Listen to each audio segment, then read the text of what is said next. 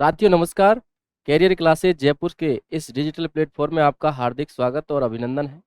साथियों, जैसा कि आप लोगों को पता है कि आपकी जो लाइब्रेरियन ग्रेड थर्ड की एग्ज़ाम है बहुत ही नज़दीक है और कुछ ही समय बचा है आपकी एग्ज़ाम में। 27 जुलाई को जो आपकी एग्ज़ाम होने वाली है उसके रिगार्डिंग आज हम कुछ ऑब्जेक्टिव जो प्रश्न हैं वो आपके लिए लेके आए हैं। अब ये जो ऑब्जेक्टिव प्रश्न है, ये ऑब्जेक्टिव प्रश्न हमारे कुछ अभी लेटेस्ट पेपर हुए हैं कुछ 2025 में। जैसे कि 2025 में एक तो हमारा लाइब्रेरियन ग्रेड सेकंड का जो राजस्थान में ही हुआ है वो पेपर, एक यूजीसी नेट का पेपर और एक एमपी में सेट का जो पेपर हुआ है, इन तीनों पेपरों को मिला के जो हमारा लाइब्रेरियन ग्रेड थर्ड में सिलेबस के अकॉर्डिंग जो टॉपिक दिए हुए हैं उन टॉपिकों के कुछ प्रश्नों को उसमें से निकाल के आपके लिए यहाँ पर उन प्रश्नों का सॉल्यूशन कराया जाएगा। हालांकि वो जो पेपर हैं तीनों की तीनों पेपर आपकी इस पुस्तक में दिए हुए हैं, लेकिन फिर भी उन पेपरों में से भी कुछ इंपॉर्टेंट जो प्रश्न है वो निकाल के उनका सॉल्यूशन आपको यहाँ पे करवाया जाएगा। तो हमारी जो ये क्लास है, इस क्लास का मेन उद्देश्य यही है कि आप जो आपका सिलेबस दे रखा है उस सिलेबस के अकॉर्डिंग आप अपनी जो है तैयारी जारी रखेंगे। ठीक है साथियों, तो हमारा जो पहला प्रश्न है, पहला प्रश्न से हम हमारी शुरुआत करते हैं। ये एमपी सेट के प्रश्न है कुछ, और उन प्रश्नों को सॉल्यूशन आज हम स्टार्ट करने वाले हैं। जिसमें सबसे पहला जो प्रश्न है, ये सबसे पहला प्रश्न वर्ष 1950 में डॉक्टर एसआर रंगनाथन ने विषयों के गठन के तरीकों के 4 चरण दर्शाए थे। आप लोगों को पता होगा कि विषय निर्माण की विधियां दी गई थी डॉक्टर एसआर रंगनाथन के द्वारा, और वो विषय निर्माण की विधियां दी गई थी कब? 1950 में। जैसा कि इसमें प्रश्न में भी लिखा हुआ है कि वर्ष 1950 में किसके द्वारा? डॉक्टर एसआर रंगनाथन के द्वारा। तो आपके इस प्रश्न से 2 प्रश्न तो यहां से निकल के आ रहे हैं कि वर्ष 1950 में, कब? वर्ष 1950 में, और किसके द्वारा दिए गए थे? डॉक्टर एसआर रंगनाथन के द्वारा। विषयों के गठन के लिए 4 चरण दिए थे। सबसे पहले 4 चरण दिए थे। कब? 1950 में कितने चरण दिए थे? 4 चरण दिए थे। अब इस प्रश्न का एक बार आप देखो कि इसमें क्रम पूछा है। आप लोगों ने ये प्रश्न कभी नहीं पढ़ा होगा कि ऐसे क्रम भी एग्जाम में पूछा जा सकता है, लेकिन ये प्रश्न यहाँ एमपी सेट में जब पूछा है तो आप लोगों को ऐसे भी क्रम याद करके चलना है। कई बार हम क्या करते हैं कि प्रश्नों को हल्के में लेके चलते हैं। हम लोगों को क्या है कि ये पता नहीं रहता है कि हम इसका क्रम भी याद कर सकते हैं। तो जो डॉक्टर एसआर रंगनाथन है, जो इन्होंने विषय निर्माण की विधियों को दिया था 1950 में, तो विषय निर्माण की जो विधि हैं उन विधियों में ये जो 4 चरण दिए थे ये क्रमशः दिए थे। अब इसमें चारों चरणों में दूसरे चरण का नाम यहां आपसे पूछा गया है। कौन से चरण का? दूसरे चरण का। ये जो है पटलीकरण। आप लोगों को पता होगा कि 4 चरण दिए थे, जिसमें सबसे पहला जो चरण था वो कौन सा था? वो था शिथिल समुच्चय। कौन सा था? शिथिल समुच्चय। दूसरा जो चरण था, ये दूसरा चरण था पटलीकरण, जिसको अपन लेमिनेशन कहते हैं। क्या कहते हैं? लेमिनेशन। तो ये पटलीकरण जो था, ये पटलीकरण, और तीसरा था इसमें अनाच्छादन, और चौथा था। इस तरीके से हमारे चारों की चारों जो चरण है ये चारों चरण दिए थे। ठीक है ना? इसमें ये 1950 में डॉक्टर रंगनाथन के द्वारा पटलीकरण के 4 चरण दिए गए थे, जिसमें सबसे पहला चरण था शिथिल समुच्चय और दूसरा चरण कौन सा है? पटलीकरण। तो इसमें जो आंसर होगा वो कौन सा होगा? दूसरा चरण होगा। ठीक है ना? तो ये प्रश्न इस तरीके से आपसे पूछा गया है। अगला प्रश्न है हमारा क्यूक। ये जो हमारी कीवर्ड इन कॉन्टेक्स्ट, जिसको फुल फॉर्म में हम कहते हैं कीवर्ड इन कॉन्टेक्स्ट, क्यूक जो एक इंडेक्सिंग प्रणाली है वो किसके द्वारा खोजी गई थी? ये प्रश्न आपसे पूछा गया है। तो देखिए, ये जो प्रणाली है ये प्रणाली खोजी गई थी एचपी लुहान के द्वारा। एचपी लुहान के द्वारा सन 1958 में इस प्रणाली की खोज की गई थी। देखो, आपका जो प्रश्न है पहले आप उस प्रश्न को पढ़िए और उसके बाद में उस प्रश्न को समझने की कोशिश करिए, और समझने के बाद ही उसका आंसर देना। सबसे पहले यहां पर पूछा गया है कि यहां पर जो क्यूक जो इंडेक्सिंग प्रणाली है, आप लोगों ने इंडेक्सिंग प्रणाली देखी होगी, है ना? इंडेक्स पढ़े होंगे। तो इंडेक्सिंग जो प्रणाली है वो 2 प्रकार से बांटी गई है ना? एक तो बांटी गई है प्री कोऑर्डिनेट और एक है पोस्ट कोऑर्डिनेट, जिसमें कुछ तो प्री में आती हैं और कुछ पोस्ट में आती हैं। अब प्री और पोस्ट में ये जो है क्यूक जो है, ये क्यूक जो है एचपी लुहान के द्वारा दी गई थी 1958 में। क्लियर है? ये एमपी सेट के कुछ प्रश्न हैं, उसके बाद में यूजीसी नेट के कुछ प्रश्न हैं, और उसके बाद में हमारी लाइब्रेरियन ग्रेड सेकंड के कुछ प्रश्न हैं। अब आप लोग सोच रहे होंगे कि ये जो प्रश्न है ये हमको क्यों करवाए जा रहे हैं, जबकि हमारा लेवल 3rd ग्रेड का है। लेकिन साथियों, थर्ड ग्रेड के सिलेबस के अकॉर्डिंग ही मैंने इन प्रश्नों का यहाँ पे कलेक्शन किया है और आप लोगों को उनको मैं सॉल्व करवा रहा हूं, ठीक है ना। तो अगला जो प्रश्न है, ये प्रश्न है कि निम्नलिखित में से कौन सी अनुसमन्वित अनुक्रमणिका, मैंने बताया था ना अभी कि दो प्रकार की होती है, एक तो होती है पोस्ट कोऑर्डिनेट इंडेक्सिंग सिस्टम और एक होती है प्री।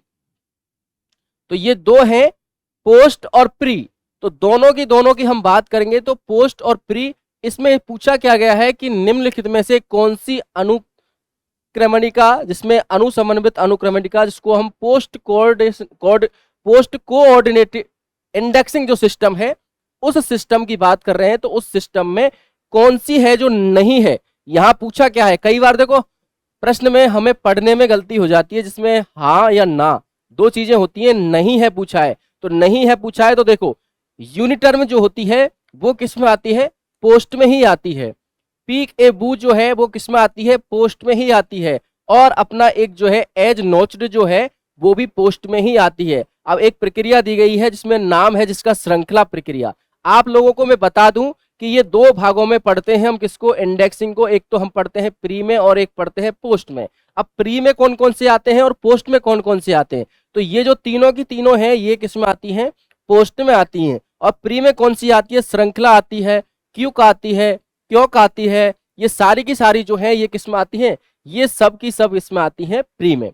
तो श्रृंखला प्रक्रिया आप लोगों को पता होगा कि जो श्रृंखला प्रक्रिया है, ये श्रृंखला प्रक्रिया डॉक्टर एस.आर. रंगनाथन के द्वारा 1938 में दी गई थी, ठीक है ना। ये जो श्रृंखला प्रक्रिया है डॉक्टर एस.आर. रंगनाथन के द्वारा दी गई थी और 1938 में इस प्रक्रिया को दिया गया था, ठीक है ना।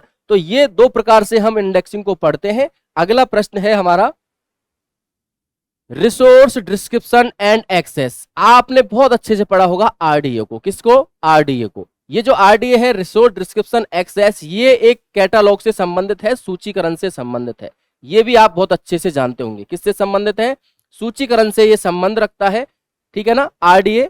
अब ये आरडीए की हिस्ट्री आई कहां से, देखो एक है एएसीआर। आप लोगों को पता होगा कि सबसे पहले एएसीआर का निर्माण हुआ था। अब एएसीआर का निर्माण हुआ था कब, एंग्लो अमेरिकन कैटालॉग रूल्स नाम से जो हुआ था 1908 में। उसके बाद में आप लोगों को पता होगा कि एएसीआर 2 आ गया था, क्या आ गया था, सॉरी 1 आ गया था। तो 1 आ गया था 1967 में। उसके बाद में आप लोगों को पता होगा कि एएसीआर 2 भी आ गया था और 2 आ गया था 1978 में। और उसके बाद में एएसीआर 2R, एएसीआर 2R, ये 2R आ गया था 1988 में। इसके बाद में 1998 में इसका संशोधन किया गया था। उसके बाद में 2002 में भी इसका संशोधन किया गया था और उसके बाद में 2005 में जो है इसका संशोधन बंद कर दिया गया। और बंद करने के बाद 2010 में जाके इस आरडीओ को रिप्लेस कर दिया गया, एएसीआर 2 को रिप्लेस कर दिया गया। और एएसीआर 2 को रिप्लेस करने के बाद में निर्माण कर दिया गया किसका, आरडीए का, ठीक है। एक बार फिर से देखिए हिस्ट्री जो होती है आरडीए की। आरडीए क्या है, रिसोर्स डिस्क्रिप्शन एक्सेस। और रिसोर्स डिस्क्रिप्शन एक्सेस जो है, ये जो एक्सेस है, इस एक्सेस की हम बात करें तो ये 2010 में आया था, ठीक है ना। जून 2010 की बात है जब इस आरडीए को दिया गया था। और ये एएसीआर 2R का ही एक तरह से एक कह सकते हैं कि रिप्लेस किया हुआ एक रूप है, एक तरह से ऑनलाइन डिजिटल टाइप का एक रूप है। अब ये जो है सबसे पहले एएसीआर दिया गया था 1908 में, उसके बाद में एएसीआर 1 आया था 67 में, एएसीआर 2 आया था 78 में और एएसीआर 2R देखो 10 साल बाद में आया था, 88 में इसका रिवाइज हुआ था, फिर 10 साल बाद इसका रिवाइज हुआ था और 2002 में इसका अंतिम रिवाइज होके 2005 में इसका रिवाइज बंद कर दिया गया था और उसके बाद में 2010 में इसको रिप्लेस करके आरडीए बना दिया गया था। तो ये इसकी एक हिस्ट्री है। अब इसमें प्रश्न क्या पूछा गया है कि आरडीए जो है इसमें अनुभागों में कितने अनुभागों में इसको विभक्त किया गया है। जो आरडीए है रिसोर्स डिस्क्रिप्शन जो एक्सेस है इसको कितने अनुभागों में, तो आप लोगों को पता होगा कि इसको 10 अनुभागों में बांटा गया है। बात करते हैं चैप्टरों की, तो चैप्टर है इसके कुल 37, लेकिन इसके अनुभाग कितने हैं, 10 हैं। आप लोगों ने देखा होगा कि हमारा एएसीआर 2 जो है, एएसीआर 2 को कितने भागों में बांटा गया है, एएसीआर 2 को आपको पता होगा कि 2 भागों में बांटा गया है। 2 भागों में बांटा गया है जिसमें पहले भाग में 13 अध्याय हैं और दूसरे भाग में कितने 6 अध्याय हैं। ऐसे करके हम पढ़ते हैं। ऐसे ही इसके जो सेक्शन है, इसके जो अनुभाग हैं, इन अनुभागों को कितने भागों में, 10 भागों में बांटा गया है। ठीक है ना। तो ऐसा प्रश्न भी आपका आरडीए से कहीं से भी आता है तो आप इस तरीके का आपका आरडीए का प्रश्न बनता है। फुल फॉर्म बनती है, कब आया था, कितने चैप्टर थे, कितने अनुभाग हैं, किससे रिप्लेस हुआ है, आरडीए और एएससीआर2 में क्या अंतर है, संरचनात्मक अंतर है, सिर्फ एक स्ट्रक्चर का अंतर है दोनों में, ध्यान रखना। अगला प्रश्न है हमारा कॉलन क्लासिफिकेशन, जिसका कौन सा एडिशन, छठवां जो संस्करण है उसके तीसरा जो भाग है वो क्या दर्शाता है। आप लोगों को खूब अच्छे से पता होगा कि जो सीसी है कॉलन क्लासिफिकेशन है। कॉलन क्लासिफिकेशन 1933 में इसका पहला एडिशन आया था, 7 एडिशन इसके टोटल आ चुके हैं, लेकिन हमसे पूछा कौन सा है, छठवां एडिशन। और छठवें एडिशन के भाग कितने हैं, टोटल 3 भाग हैं, और तीनों भागों में से जो पहला भाग है, दूसरा भाग है, उसका नाम नहीं पूछा है, तीसरे का नाम पूछा है। क्या पूछा है, तीसरे भाग का नाम पूछा है। तो तीसरे भाग का जो नाम पूछा है वो हमसे यहाँ पर पूछा गया है कि कौन सा है वो, क्या नाम है उस तीसरे भाग का। तो आप लोगों को खूब अच्छे से पता होगा कि प्रवष्टि और पवित्र ग्रंथों के विशिष्ट नाम सहित अनुसूची, ये जो है इसका तीसरा भाग होता है, किसका, कॉलन क्लासिफिकेशन का। कॉलन क्लासिफिकेशन जो सीसी शॉर्ट में इसको कहा जाता है, डॉक्टर एस.आर. रंगनाथन के द्वारा दी गई थी, और डॉक्टर एस.आर. रंगनाथन के द्वारा दी गई थी, जिसके 7 एडिशन आ चुके हैं। 7वां एडिशन वर्तमान एडिशन है, लेकिन अपन छठवां जो एडिशन है, रिप्रिंट जो एडिशन है, वही हम अपने अध्याय में पढ़ते हैं। ठीक है ना। लेकिन फिर भी 6 और 7 का जो भी डिटेल है वो भी हम इसके साथ में पढ़ते हैं कि 7वें एडिशन में क्या क्या चीजें अपडेट हुई थी। तो तीसरे का नाम पूछा है, तो तीसरे का नाम ये है, क्लियर है, रूल शेड्यूल, और तीसरे का नाम जो बताया था मैंने वो। अब आ गया कौन सा, FRBR का मतलब हम लोग क्या है कि कुछ डिस्क्रिप्टिव चीजें पढ़ते हैं। ठीक है ना। तो उनमें एक FRBR है, क्या नाम है इसका, FRBR।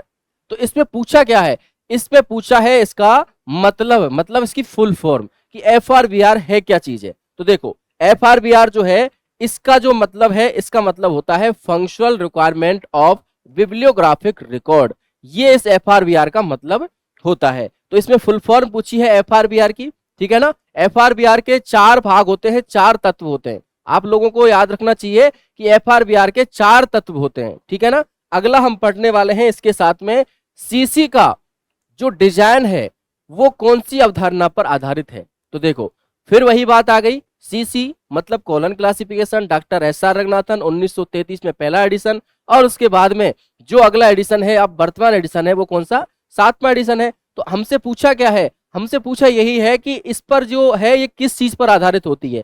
तो किस पर आधारित होती है, ये मौलिक श्रेणियों पर। आप लोगों को पता होगा कि फंडामेंटल कैटेगरीज होती हैं। आप लोगों को पता है कि फंडामेंटल कैटेगरीज कौन सी होती हैं, PMEST, इन पर ये पूरी की पूरी सीसी आधारित है। इन फंडामेंटल कैटेगरीज पर जो है आधारित है, जिसमें पर्सनैलिटी, मैटर, एनर्जी, स्पेस और टाइम, ये यहां पर बताया गया है। ठीक है ना। तो ये जो फंडामेंटल कैटेगरीज हैं, इन फंडामेंटल कैटेगरीज पर ही आधारित कौन सी है, अवधारणा सीसी कॉलन क्लासिफिकेशन। आप लोगों को इनके चिन्ह भी पता होगा कि कैसे कैसे इनके चिन्ह जो है, कोमा, सेमीकोलन, कोलन, डॉट और इन्वर्टेड कोमा, इस तरीके से इनके चिन्हों से भी इसको दर्शाया गया है। आप लोगों ने बहुत अच्छे से इस कॉलन क्लासिफिकेशन में इन PMEST को पढ़ा था। ठीक है ना। अगला जो प्रश्न है हमारा इफ्ला और यूनेस्को। देखो आपके जो सिलेबस है उस सिलेबस में जो है क्लासिफिकेशन और कैटालॉग और अपना विषय निर्माण की विधियां, ज्ञान जगत, और इधर अपनी कौन सी हमारी सब्जेक्ट हेडिंग, ये 4 यूनिटों में डिवाइड किया गया है। लेकिन कुछ प्रश्न ऐसे हैं जो मैं आपको थोड़ा सा हटके बताऊंगा। हमारा जो ऑनलाइन कोर्स था, उस ऑनलाइन कोर्स में चारों जो है ये यूनिटों के अलावा कुछ एक एक्स्ट्रा यूनिट भी दी गई थी। आप लोगों ने जिन्होंने भी कोर्स लिया उन सबको पता है कि एक एक्स्ट्रा यूनिट भी दी गई थी। उस एक्स्ट्रा यूनिट में सिर्फ और सिर्फ आपको यही बताया गया था कि 2022 का जो पेपर था, उस 2022 के पेपर में कुछ प्रश्न ऐसे थे जो बहुत हटके आए थे, अलग आए थे। उन प्रश्नों को देखते हुए उस यूनिट को सॉल्व करवाया गया था। पूरी यूनिट बहुत अच्छे से करवाई थी, और पूरी यूनिट को जिसमें बहुत सारे टॉपिक थे, ठीक है, कम से कम 50 जो क्लास हैं वो एक्स्ट्रा क्लास दी गई थी। उन क्लासों को देने का उद्देश्य यही था क्योंकि 2022 में सिलेबस से थोड़ा सा हटके चीजें पूछ ली गई थी। मैंने आप लोगों को 2022 में भी कई लोगों को बताया था, मैंने कई प्लेटफॉर्मों से ये बात कही थी कि भाई ये जो सिलेबस है, सिलेबस से लाइब्रेरी साइंस पूरा नहीं होता है, आप लोगों को सिलेबस से थोड़ा हटके पढ़ना पड़ेगा। और कई लोगों ने उस चीज को फॉलो किया था और कई लोग जिन्होंने फॉलो किया था वो आज लाइब्रेरियन के पद पर बैठे भी हैं। ठीक है, तो मैं अब भी आप लोगों से यही कहना चाहूंगा कि जब आप लोगों ने ये जो 4 यूनिट जो सिलेबस में आपकी दे रखी है उनके अलावा जो नई चीजें हैं या फिर कह सकते हैं जो करंट की जो चीजें हैं, जैसे हमारी लाइब्रेरियन ग्रेड 3 की जो पुस्तक है उसमें सबसे पहले करंट के ही कुछ प्रश्नों को डाला गया है। उस डालने का उद्देश्य क्या था? उन डालने का उद्देश्य यही है कि करंट की चीजें आजकल पहले पूछी जाती हैं। बहुत सारे पेपरों में आपने देखा होगा कि करंट की चीजें, लाइब्रेरी साइंस से संबंधित वाला करंट बोल रहा हूं, वो करंट अफेयर तो आपका आता ही है, लेकिन लाइब्रेरी साइंस के अंदर जो करंट चल रही हैं चीजें उनको भी आपके लिए बहुत इंपॉर्टेंट बताया जा रहा है। क्यों? क्योंकि वो प्रश्न पूछे जा रहे हैं, ट्रेंडिंग में है वो। तो ये एक तरह से इसका एक नया प्रश्न ही है कि इफ्ला और यूनेस्को द्वारा सार्वजनिक पुस्तकालय घोषणा पत्र, जो लाइब्रेरी मैनिफेस्टो जो है ना, वो आखिरी बार कब उसको नवीनीकरण किया गया था? देखो, आप लोगों को पता होगा कि इफ्ला के द्वारा सबसे पहले कह सकते हैं कि एक लाइब्रेरी मैनिफेस्टो दिया गया था 1949 में। ठीक है ना? तो ये जो लाइब्रेरी मैनिफेस्टो दिया था तो इसका अपडेट पूछा है, तो इसका अपडेट हुआ था कब? 2022 में। ठीक है ना? 2022 में इसका अपडेट हुआ था। ये एमपी लाइब्रेरियन जो एमपी का जो सेट जो एग्जाम है उसमें ये प्रश्न पूछा गया है, और ये प्रश्न जो है कम से कम 8 से 10 एग्जामों में पूछ लिया गया होगा, इसलिए मैंने आपको करवाया है। दिल्ली पब्लिक लाइब्रेरी की मोबाइल लाइब्रेरी सर्विसेज, कौन सी? Mobile library services. अब देखो, दिल्ली पब्लिक लाइब्रेरी, ये भी एक तरह से हमारा एक इंपॉर्टेंट प्रश्न बनता है।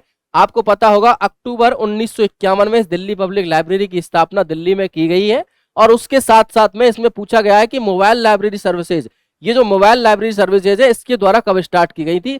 तो इसके 2 साल बाद ही इस मोबाइल लाइब्रेरी सर्विसेज को स्टार्ट कर दिया गया था। तो 1953 में ये मोबाइल लाइब्रेरी सर्विसेज स्टार्ट हो गई थी। अब अगला प्रश्न है खुदाबख्श ओरिएंटल पब्लिक लाइब्रेरी कहाँ स्थित है?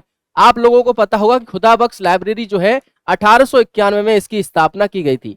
ठीक है ना? 1891 में इसकी स्थापना की गई थी, और इसकी स्थापना कहाँ की गई थी? इसकी स्थापना की गई थी पटना में, है ना? और पटना कहाँ है? बिहार में है। तो ये जो है खुदाबख्श ओरिएंटल पब्लिक लाइब्रेरी, तो इसकी स्थापना 1891 में की गई थी, और खुदाबख्श पब्लिक लाइब्रेरी कहाँ स्थित है? पटना में है। और आज ये भारत के संस्कृति मंत्रालय के अंडर में ये लाइब्रेरी आती है। आपकी दिल्ली पब्लिक लाइब्रेरी भी संस्कृति मंत्रालय के अंडर में आती है, ऐसे ही अपनी खुदाबख्श लाइब्रेरी जो है ये भी किस में आती है? ये भी अपनी संस्कृति मंत्रालय के अंदर ही आती है। अब देखो, ये जो लाइब्रेरी है ना, ये लाइब्रेरी पांडुलिपियों की सबसे बड़ी लाइब्रेरी है। अगर आपसे प्रश्न कभी पूछ लिया जाए कि भारत में पांडुलिपियों का सबसे बड़ा पुस्तकालय कौन सा है, तो ये पुस्तकालय खुदाबख्श लाइब्रेरी ही है, जिसकी स्थापना 1891 में की गई थी। ठीक है ना? इसमें सबसे ज्यादा पांडुलिपियां रखी गई हैं। ठीक है ना? अगला प्रश्न है match the role operator presses. अब देखो, प्रेसिस जो है एक तरह से इंडेक्सिंग सिस्टम ही है, और उसमें ऑपरेटर जो होते हैं 0 से लेके 5 तक होते हैं, मतलब कुल मिला के 6 ऑपरेटर होते हैं। ठीक है ना? कितने ऑपरेटर होते हैं? 6 ऑपरेटर होते हैं, और 6 ऑपरेटरों में इसमें पूछा गया है कि कौन सा ऑपरेटर, ठीक है ना, कौन सा ऑपरेटर कौन से नोटेशन से मैच करता है, ये प्रश्न आपसे पूछा गया है। इंग्लिश में है, लेकिन इसमें समझने की कोई ज्यादा ऐसे हिंदी इंग्लिश की कोई बात नहीं है। क्लियर है? अब देखो,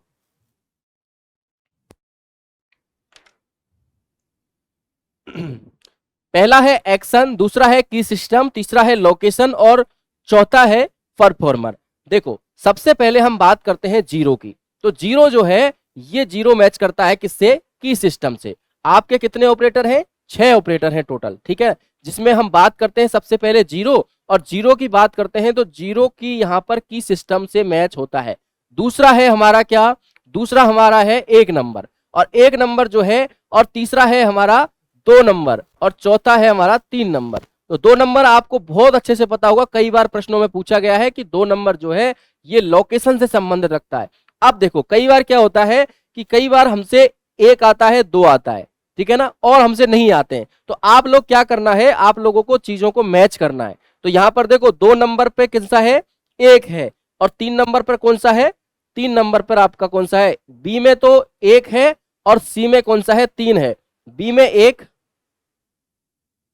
1 है, और सी में 3 है। तो आपका कौन सा राइट हो जाएगा? ये राइट हो जाएगा। कई बार ऐसा होता है कि हमसे जो है पूरा के पूरा नहीं आ पाता है तो हम लोग क्या करते हैं, हम लोग उसको ऐसे ही मैच करके और हमारा प्रश्न हम सही कर लेते हैं। और ये जो मैचिंग वाले जो प्रश्न होते हैं सबसे अच्छे और सबसे ज्यादा फायदा देने वाले प्रश्न होते हैं। यहां से आपका पेपर स्टार्ट हो जाता है यूजीसी नेट, यूजीसी नेट का पेपर स्टार्ट हो जाता है 2025 का।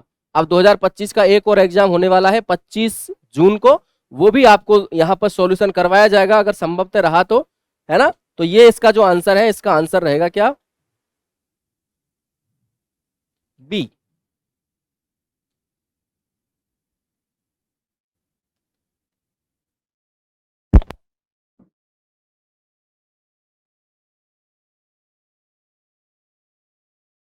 सॉरी, दो का मतलब एक्शन, की सिस्टम एक, देखो की सिस्टम एक, है ना।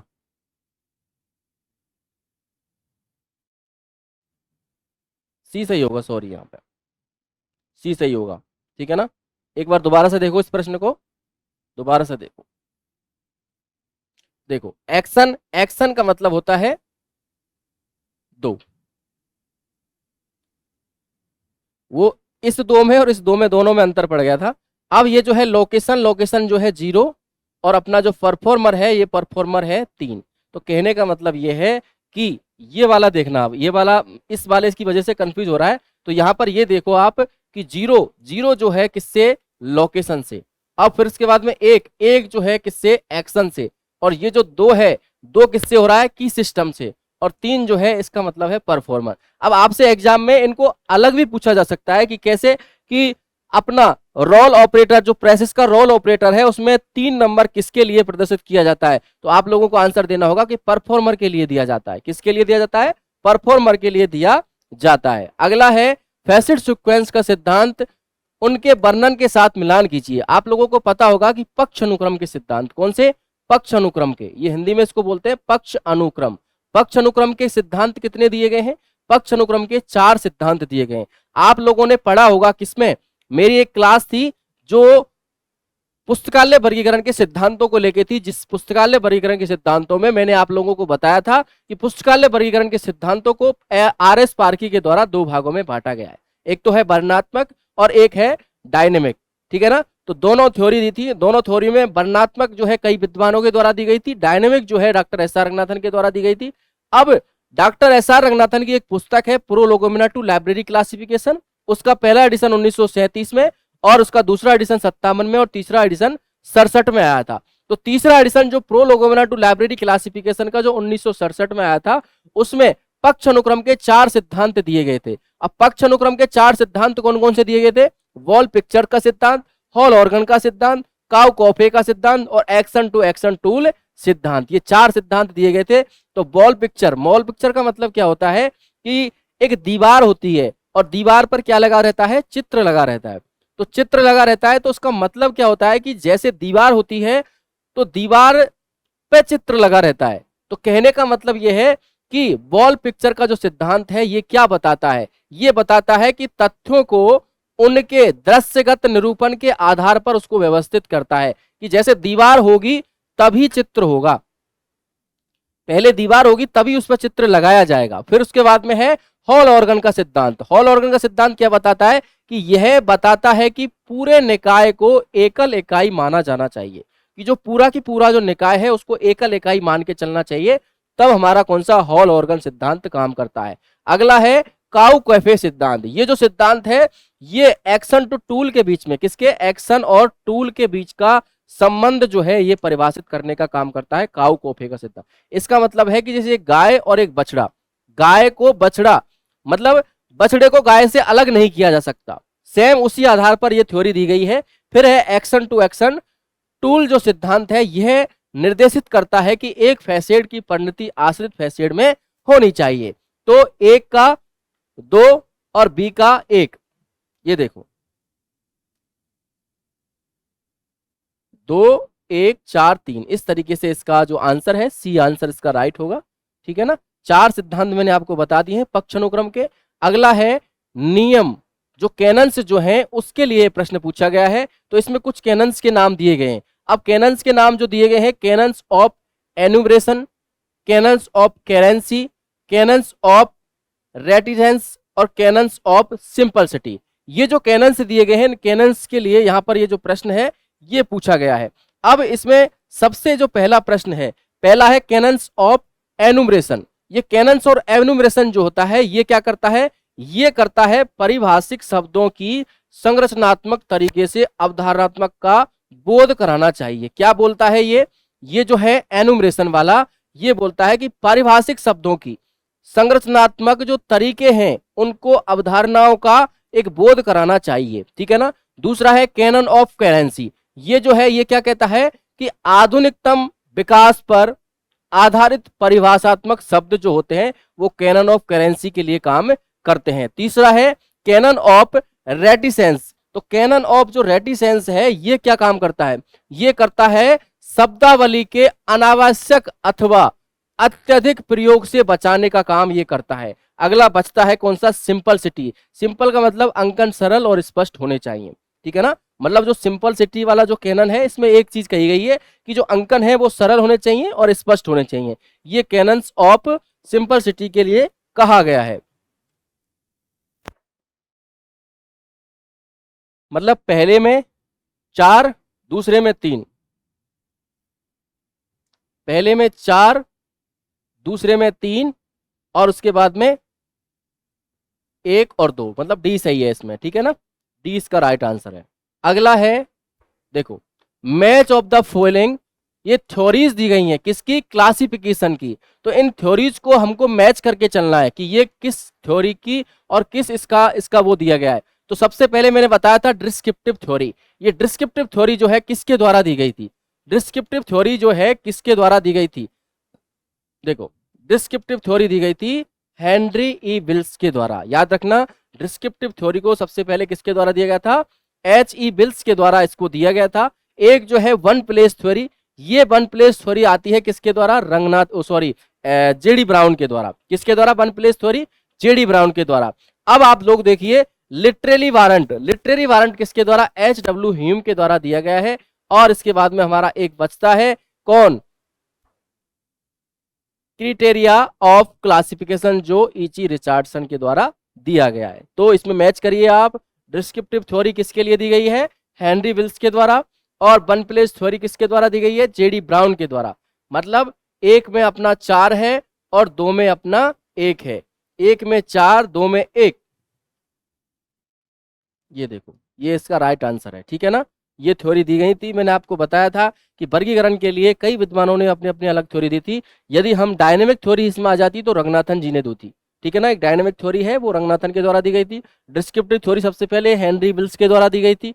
अब एक थ्योरी दी गई थी वन प्लेस थ्योरी, वो जेडी ब्राउन के द्वारा दी गई थी। और क्राइटेरिया ऑफ क्लासिफिकेशन जो है ईची रिचर्डसन के द्वारा दी गई थी। और लिटरेरी वारंट जो है एच डब्ल्यू हिम के द्वारा दी गई थी। अब देखो ये लिटरेरी वारंट जो है ये आपसे अलग से एग्जाम में पूछ लिया जाएगा, याद रखना। ये अपना वन प्लेस थ्योरी जो है ये आपसे एग्जाम में अलग से पूछ लिया जाएगा। ये प्रश्न दोनों इतने इंपॉर्टेंट और इतने फेमस हैं कि हमेशा एग्जाम में पूछे ही जाते हैं, ठीक है ना। तो इन प्रश्नों का बहुत अच्छे से और बहुत सही तरीके से आप लोगों को याद रखना है। अगला प्रश्न हमारा आता है जो आईएलए है, आईएलए के अध्यक्ष के रूप में डॉक्टर रंगनाथन जो है उन्होंने उनका क्या कार्यालय रहा था, ठीक है ना।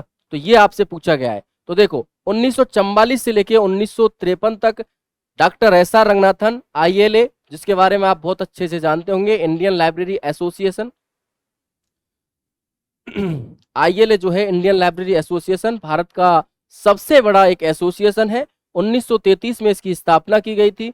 1933 में इसकी स्थापना डॉक्टर रंगनाथन जी को इनके क्या बनाया था, इनके अध्यक्ष बनाया था कब, 1944 में। और ये रहे थे 1953 तक इसके अध्यक्ष। ये बात यहाँ पर इसमें पूछी गई है। अगला जो प्रश्न है ये प्रश्न है आईएसबीडीएम। क्या, आईएसबीडीएम। आप लोगों ने आईएसबीडी के बारे में पढ़ा होगा। आईएसबीडी इंटरनेशनल स्टैंडर्ड बिब्लियोग्राफी डिस्क्रिप्शन। तो ये जो है आईएसबीडीएम में संदर्भ सूची संबंधी जानकारी को कितने क्षेत्रों में विभाजित किया गया है। अब ये जो है ये इसको यहाँ पर सही कर लेना आप, है ना। ये एक तरह से टाइपिंग मिस्टेक है, ये 1 2 3 4 करके था, जो ऐसे नहीं है। तो अब बताइए आप कि 5 भागों में, 7 भागों में, या 8 भागों में, या 6 भागों में।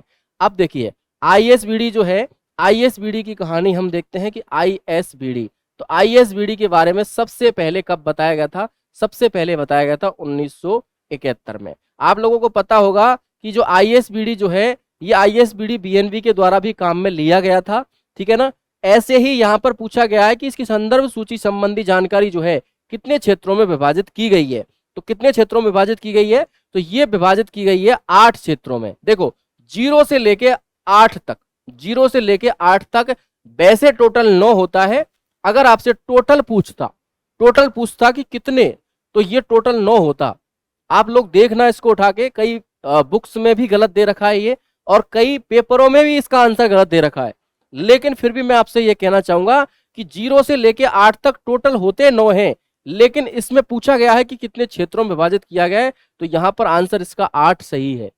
लेकिन 0 से लेके 8 तक होता है ये, ठीक है ना। तो ये आईएसपीडी का हल्का सा कंफ्यूजन है, इसको भी आप थोड़ा देख लेना। क्लियर है?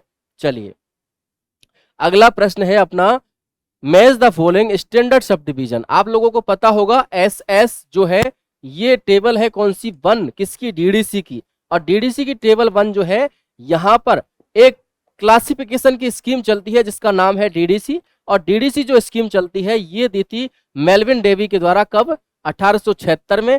1876 में इसका पहला एडिशन आया था, और आज वर्तमान में इसके कितने एडिशन चल रहे हैं? 23 एडिशन आ चुके हैं। और 23 एडिशन आने के साथ साथ इसकी जो टेबल है 19वें एडिशन के हिसाब से हम बात करें, क्योंकि 19वां एडिशन ही हम हमारा जो है पढ़ते हैं। जैसे हम कॉलन क्लासिफिकेशन का 6वां रिप्रिंट एडिशन पढ़ते हैं, ऐसे ही डीडीसी का जो है, डीडीसी का हम 19वां एडिशन पढ़ते हैं। इसमें पूछा गया है कि डीडीसी के 19वें एडिशन के हिसाब से जो यहाँ पर कुछ स्टैंडर्ड सब डिवीजन दिए गए हैं। अब टेबल आती है कौन सी? 1। और 1 टेबल मतलब पहली जो टेबल है उस टेबल का नाम है स्टैंडर्ड सब डिवीजन। कौन सी का? डीडीसी के 19वें एडिशन में। क्लियर है? अब बात करते हैं कि डीडीसी के 19वें एडिशन में जो स्टैंडर्ड सब डिवीजन दिया गया है उसमें कुछ नोटेशन दिए गए हैं, कुछ स्टैंडर्ड सब डिवीजन दिए गए हैं। उन स्टैंडर्ड सब डिवीजनों के कुछ नोटेशन दिए गए हैं, उनको हम कैसे मैच करते हैं। अब देखो पहला नोटेशन है, ये बहुत इंपॉर्टेंट है, याद रखना। इसमें से भी आपका एक प्रश्न 101% एग्जाम में पूछा जाएगा। आप लोग लिख के ले लेना, मैं कह रहा हूं 1 या 2 पूछ ले तो कोई बात नहीं, क्योंकि ये जो स्टैंडर्ड सब डिवीजन है, इस स्टैंडर्ड सब डिवीजनों में से आजकल जो ट्रेंडिंग वाली बात बता रहा हूं मैं आपको वही चीजें बताता हूं जो अब एग्जामों में चल रही है, क्योंकि मैं जो है ओल्ड पेपरों पर हमेशा काम करता हूं। आप लोगों को पता होगा कि मेरी किताब चलती है जिसका नाम है लिस्पीडिया, और लिस्पीडिया जो किताब है वो ओल्ड पेपर से रिलेटेड है। तो सीधी सी बात है, वो ओल्ड पेपर से रिलेटेड है, तो मुझे उसका ज्ञान है कि कैसे प्रश्न अब एग्जाम में पूछे जाते हैं। तो मैं इस चीज का दावा कर सकता हूं कि स्टैंडर्ड सब डिवीजन से आपके 1 नहीं 2 प्रश्न पूछे जाएंगे। कैसे पूछे जाएंगे? या तो आपसे ऐसे मैच कर लिया जाएगा, या आपसे डायरेक्ट पूछ लिया जाएगा कि 05 जो है स्टैंडर्ड सब डिवीजन किसका नंबर है, ठीक है ना। या आपसे पूछ लिया जाएगा 07 किसका नंबर है, 08 किसका नंबर है। तो ये जो है आपको मैच करवाना है। तो अब मैच करवाने के लिए सबसे पहले आप देखिए कि सीरियल पब्लिकेशन जो है किससे मैच कर रहा है, ठीक है ना। सीरियल पब्लिकेशन किससे मैच कर रहा है? Serial publication. अब ये सीरियल पब्लिकेशन जो है ये 505 से मैच करता है। किससे मैच करता है? 05 से मैच करता है। फिलॉसफी एंड थ्योरी ये किससे मैच करता है? 1 से मैच करता है। कलेक्शन, ये कलेक्शन मैच करता है 8 से, और ये स्टडी एंड टीचिंग करता है 7 से। ऐसे करके अब 03 आ जाता तो डिक्शनरी से, ठीक है ना। ऐसे आपसे एग्जाम में पूछा जाएगा। कुछ स्टैंडर्ड सब डिवीजन होते हैं अपनी डीडीसी की जो टेबल 1 है, आपको पता है कि डीडीसी की 7 टेबल है, और 7 टेबलों में सबसे पहली जो टेबल है उसमें स्टैंडर्ड सब डिवीजन दिए गए हैं, और स्टैंडर्ड सब डिवीजनों के कुछ नोटेशन है, उन नोटेशनों के आधार पर हम पूछा जाता है हमसे प्रश्न। तो सीरियल पब्लिकेशन हमसे पूछ लिया जाए तो 05 होगा, तो मतलब 1 में होगा सबसे पहले 2, उसके बाद में आएगा कौन? 2, फिर 3, 2 3 4 1, 2 3 4 1, मतलब बी इसका राइट आंसर होगा। आप लोगों को स्टैंडर्ड सब डिवीजन, मैं आपको फिर से कह रहा हूं कि स्टैंडर्ड सब डिवीजन जितने भी दे रखे हैं, हमारी कोई सी भी किताब देख लेना आप, चाहे लिस्पीडिया देख लेना, चाहे लाइब्रेरियन ग्रेड 3 वाली देख लेना, चाहे 2022 में जो लाइब्रेरियन ग्रेड 3 आई थी वो देख लेना, मतलब कोई भी एग्जाम मतलब किताब उठा के देख लेना, उसमें स्टैंडर्ड सब डिवीजन मैंने सारी किताबों में दे रखा है। क्यों? क्योंकि मुझे पता है कि प्रश्न उसमें से पूछा जाता है। क्लियर है? चलिए अगला प्रश्न है, सीसी में कितने सूचकांक अंगों का प्रयोग किया जाता है? कितने जो सूचकांक अंक जो हैं उनका प्रयोग किया जाता है। अब यहां पर देखो कंफ्यूजन वाली बात क्या है कि एक है हमारी कॉलन क्लासिफिकेशन। अब कॉलन क्लासिफिकेशन में आप लोगों को पता होगा कि इसका जो छठवां जो रीप्रिंट एडिशन है, छठवां जो रीप्रिंट एडिशन था इसका जो अपडेट एडिशन था छठवां, उसमें कुल चिन्हों की संख्या थी 70। कुल चिन्हों की संख्या कितनी है? 70। लेकिन जो सातवां एडिशन है, कौन सा एडिशन है? सातवां जो एडिशन है, उस सातवें एडिशन में अंकों की संख्या कितनी हो गई? 74 हो गई है। अब कंफ्यूजन वाली बात क्या है कि इसमें पूछा क्या है कि कितने सूचकांक अंकों का प्रयोग किया गया है। इसमें पूछा है सूचकांक अंक। अगर आपसे पूछ लिया जाता है कि सीसी के सातवें एडिशन में कुल कितने अंकों का प्रयोग किया गया है, तब आपको आंसर देना था 74 अंकों का। लेकिन हमसे पूछा क्या गया है? सूचकांक अंक, और सूचकांक अंक कितने हैं टोटल? टोटल सूचकांक अंक 14 हैं। बहुत ज्यादा इंपॉर्टेंट है ये प्रश्न, यूजीसी नेट में पूछा गया है ना? यूजीसी नेट में पूछा हुआ प्रश्न है और बहुत ही अच्छा और बहुत ही इंपॉर्टेंट प्रश्न है। इसको देख लेना, आपकी एग्जाम में भी ये प्रश्न देखने को मिल सकता है। क्लियर है? तो याद रखना कि सीसी के अगर सातवें एडिशन में कुल अंकों की संख्या आपसे पूछ ली जाए तो आपको बताना है 74, और आपको सीसी के छठवें रिवाइज एडिशन में कुल अंकों की संख्या पूछ ली जाए तो आपको बताना है 70। और यहाँ पर बात करें किसकी? यहाँ पर हम पूछ रहे हैं सूचकांक अंक, तो इसका अगर पूछा जाए तो इसके टोटल कितने हैं? 14 अंक इसके टोटल बताए गए हैं। क्लियर है यहां तक?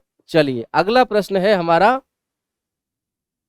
पुस्तकालय प्रसूची के निम्नलिखित भौतिक स्वरूपों में से कौन सा जो है अपडेट बनाए रखने के लिए सबसे सुविधाजनक एक कह सकते हैं कि पत्रक है? तो देखो, साजिल्द पुस्तकालय, पत्रक स्वरूप, मुद्रित स्वरूप और अपना सीप सूची। आप लोगों को पता होगा कि सूची जो है, सूची के कुछ भौतिक स्वरूप होते हैं। भौतिक स्वरूपों में हम सबसे पहले प्रिंटेड पढ़ते थे, फिर हम सीप सूची को पढ़ते थे, फिर हम पढ़ते हैं किसको? अपने पत्रक को। मार्क भी आ गया है। तो इनमें से जो सबसे लेटेस्ट है वो कौन सा है, ये हमसे पूछा गया है। तो इसमें सबसे लेटेस्ट जो है पत्रक स्वरूप है, कार्ड फॉर्मेट है। आप लोगों ने खूब एंट्रियां बनाई होंगी यदि आपने प्रैक्टिकल पे थोड़ा बहुत भी ध्यान दिया होगा, अगर आपने अच्छे से कहीं से डिग्री की होगी और किसी अच्छी यूनिवर्सिटी से आपने पढ़ाई करी होगी, तो आप लोगों को इन कार्डों के बारे में, इन सारे जो प्रैक्टिकल जो चीजें हैं इनके बारे में, सब कुछ के बारे में आप लोगों को पता होगा। तो ऐसा एक कार्ड होता है जिसको हम बोलते हैं कैटलॉग कार्ड। ये कैटलॉग कार्ड क्या है? एक तरह से पत्रक स्वरूप ही है। अब ये जो कार्ड है 5x3 इसकी साइज होती है ना? 5x3 इसकी साइज होती है। 2 वर्टिकल इसमें होते हैं, ये इसकी लीडिंग लाइन होती है। अगर हम कॉलन क्लासिफिकेशन से पढ़े तो उसके 6 सेक्शन होते हैं। यही चीज हम AACR2 से पढ़ते तो इसके 8 सेक्शन होते हैं। ऐसे करके हमने पढ़ाई करी थी ना इस पे, कार्ड पे। तो सबसे अपडेट कौन सा है? ये पत्रक स्वरूप ही है। क्लियर है? तो इसका राइट आंसर यही है। अगला देखो, निम्नलिखित सूचीकरण विशेषज्ञों की जन्मतिथि के अनुसार सही क्रम की पहचान करिए। अब इसमें पूछा गया है कि ये सब जो विद्वान है ना, ये सब विद्वान किससे संबंध है? ये सब विद्वान अपने सूचीकरण से संबंधित हैं। इन्होंने कोई ना कोई ऐसा कह सकते हैं कि सूचीकरण का कैटलॉग की कोई स्कीम दी थी।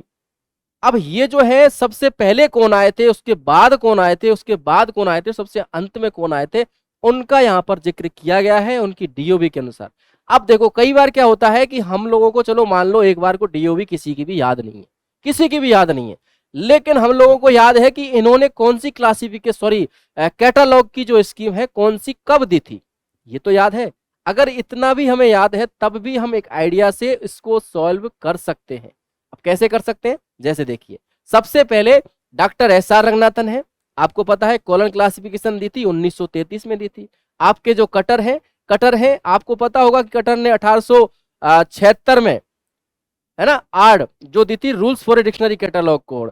एंथोनी पेनिजी हैं और अपने कौन सी चार्ल्स कैफिन जेवेट है। तो सबसे पहले जो है हमारे ये एंथोनी पेनिजी आए, मतलब सी नाम से आए थे। उसके बाद में चार्ल्स कैफिन जेवेट आए थे, तो ये कब आए थे? डी नाम से आए थे। फिर उसके बाद में कौन आए थे? Charles semi cutter. Charles semi cutter जो 1837 में जिनका जन्म हुआ था, याद रखना, ये आए थे। फिर उसके बाद में डॉक्टर एस आर रंगनाथन आए थे, और उसके बाद में अंतिम में डॉक्टर एस आर रंगनाथन आए थे। ठीक है ना, कॉलन क्लासिफिकेशन दी थी 1933 में, लेटेस्ट ही है ना, इन सब में तो लेटेस्ट ही है। तो ऐसे करके इनका सूचीकरण विशेषज्ञ है। कई बार ऐसा भी प्रश्न पूछा जा सकता है कि एंथोनी पेनेजी का संबंध किससे है, तो सूचीकरण से संबंध रखते हैं, ऐसे भी प्रश्न पूछ के जा सकता है आपसे।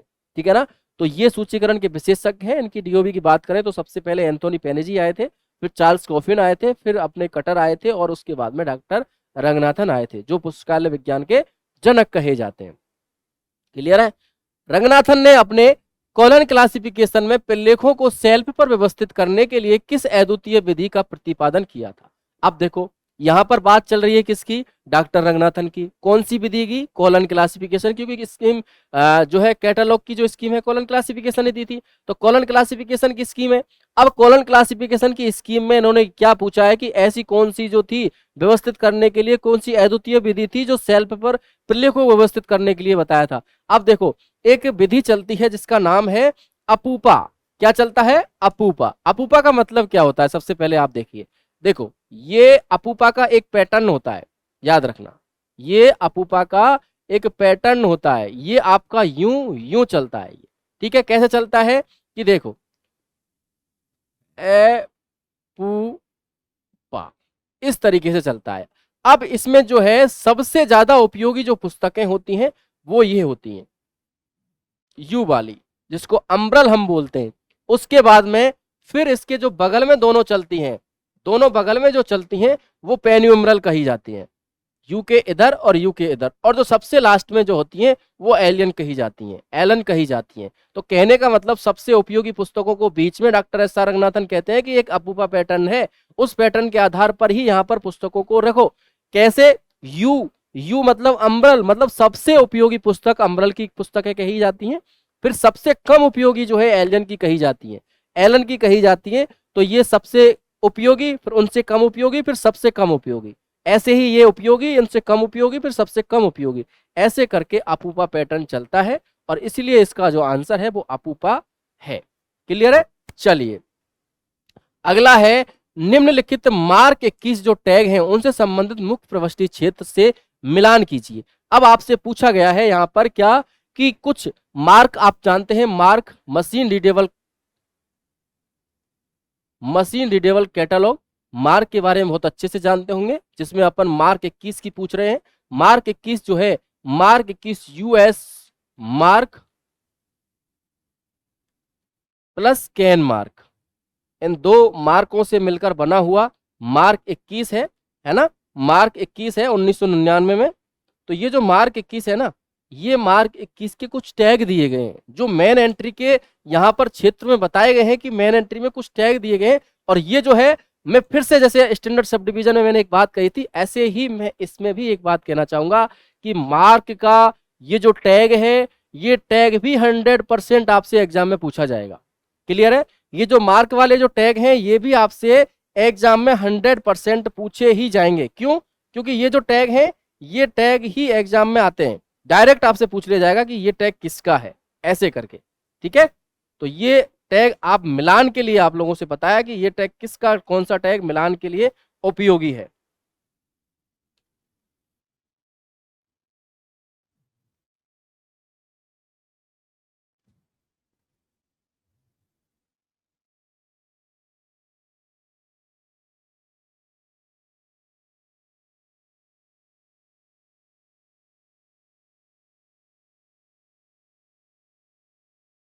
देखो 100 से ही याद करो आप सबसे पहले। ठीक है ना, सबसे पहले 100 नंबर से याद करो। देखो एक चीज और होती है, एक तो होती है वो zero, sorry XX0, XX1, XX2, वो जो होते हैं वो अलग होते हैं, और ये जो होते हैं ये टैग अलग होते हैं। तो इसमें पूछा गया है 100 टैग जो है वो किससे संबंधित रखता है। तो 100 नंबर का जो टैग है ये अपनी पर्सनल नेम की जो एंट्री होती है ना, उनसे संबंध रखता है। कौन से नंबर का? 100 नंबर का। अब 100 नंबर का पर्सनल से रखता है, तो 110 का कौन सा रखता है? अब 110 का कौन रखेगा? 110 का रखता है अपना कोऑपरेटिव नेम। कौन सा नेम है? Cooperative name. तो यहां पर एक में 2, फिर उसके बाद में 4, तो 2 और 4, तो इसमें राइट आंसर ए होगा। फिर उसके बाद में ये जो है 3, और 3 जो है किस में रखता है, मीटिंग नेम में, और अपना 130 जो है किसका है, एक समान शीर्षक। अब ये जो है ना, ये आपसे एग्जाम में अलग से भी पूछा जा सकता है। जैसे पूछ लिया गया आपसे कि 130 का संबंध किससे है, तो 130 का संबंध यूनिफॉर्म टाइटल से है। ठीक है, आपसे पूछ लिया गया यहाँ पर क्या कि 111 का संबंध किससे है, तो मीटिंग नेम से है। 111 का संबंध किससे है, मीटिंग नेम से है। आपसे पूछ लिया गया कि 110 का संबंध किससे है, तो 110 का संबंध आपका किससा है, कोऑपरेटिव नेम से है। और आपसे 100 नंबर पूछ लिया गया तो ये पर्सनल नेम से है। आपकी मेन एंट्री की बात चल रही है, मेन एंट्री में मार्क 21 के जो टैग हैं उनकी बात चल रही है। तो इन टैगों का इस तरीके से मिलान करना आपको आना चाहिए। कुछ टैग हैं किताब में दे रखे हैं, आप पढ़ के देखना एक बार। और मेरी किताब क्या, शायद हर किताब में, अगर एक अच्छा लेखक होगा तो सारी किताबों में ये टैग आपको मिल जाएंगे। और उन टैगों को आप कोई सी भी किताब से पढ़ के देखना, और पढ़ना जरूरी है, याद रखना, ये सब याद करने पड़ेंगे आपको। अब आ गई बात किसकी, निम्नलिखित में से किसने कॉमन कम्युनिकेशन फॉर्मेट, जिसको अपन सीसीएफ कहते हैं। अब देखो सीसीएफ जो है यूनेस्को के द्वारा दिया गया था। किसके द्वारा दिया गया था, यूनेस्को के द्वारा दिया गया था सीसीएफ, कॉमन कम्युनिकेशन फॉर्मेट। ये सीसीएफ जो है इसका पहला एडिशन 1984 में दिया गया था, दूसरा एडिशन इसका 1988 में दिया गया था, और तीसरा एडिशन इसका कब दिया गया था, 1992 में दिया गया था। ये सीसीएफ की बात चल रही है। सीसीएफ को 4 क्षेत्रों में बांट के हम पढ़ते हैं। तो सीसीएफ कॉमन कम्युनिकेशन फॉर्मेट, ये भी एक तरह से किसका, बिब्लियोग्राफिक डिस्क्रिप्शन के लिए सूचीकरण से संबंधित है सीसीएफ। चलिए अगला प्रश्न देखते हैं।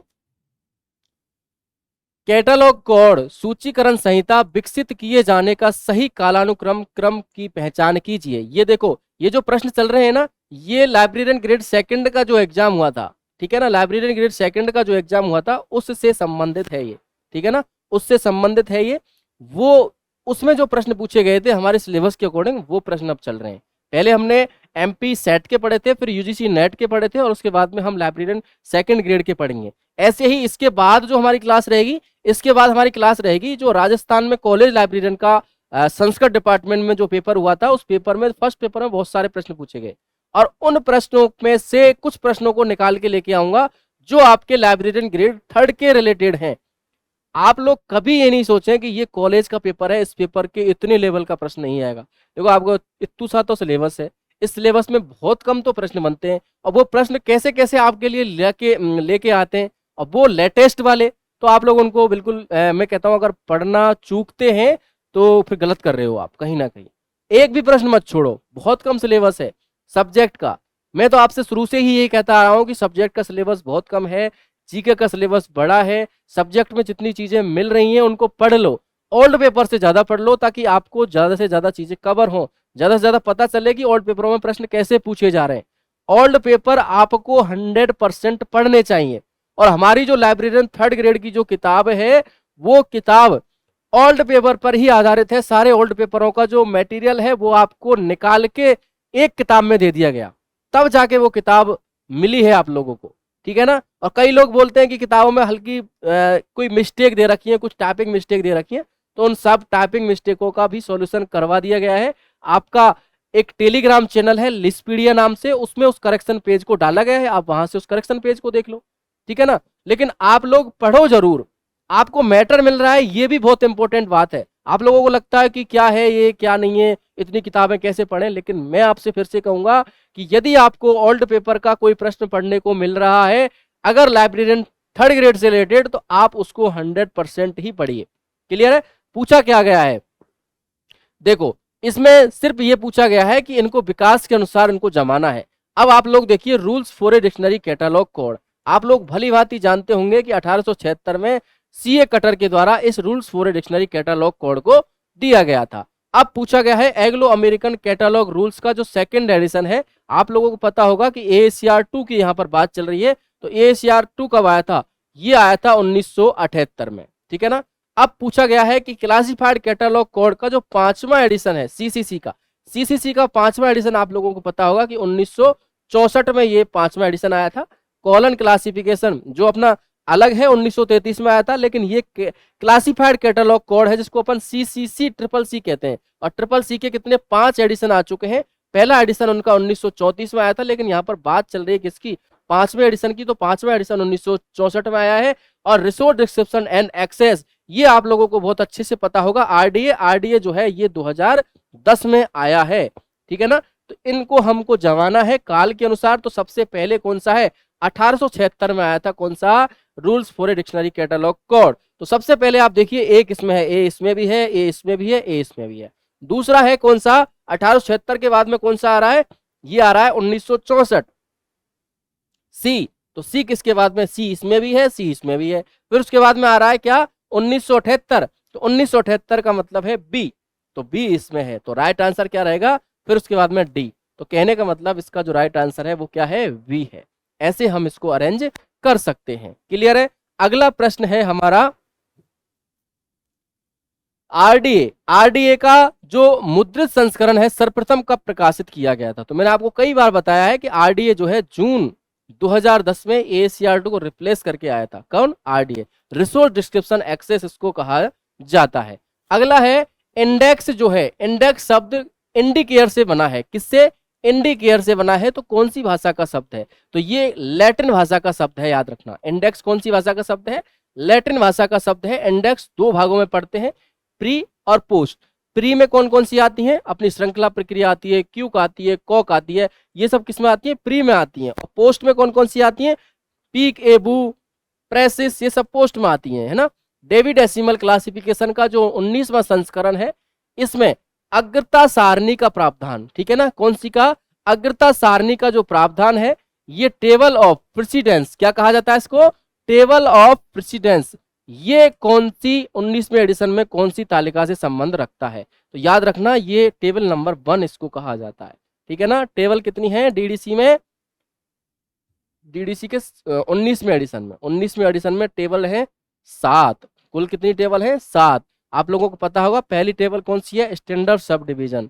स्टैंडर्ड सब डिवीजन जो नाम की पहली टेबल है उसको ही टेबल ऑफ प्रेसिडेंट कहा जाता है, ठीक है ना। अग्रता क्रम, निम्नलिखित में से कौन सा डॉक्टर रंगनाथन की त्रिपत्रक प्रणाली का भाग नहीं है। अब डॉक्टर रंगनाथन जो है इन्होंने एक प्रणाली दी थी पत्रिकाओं के लिए, त्रिपत्रक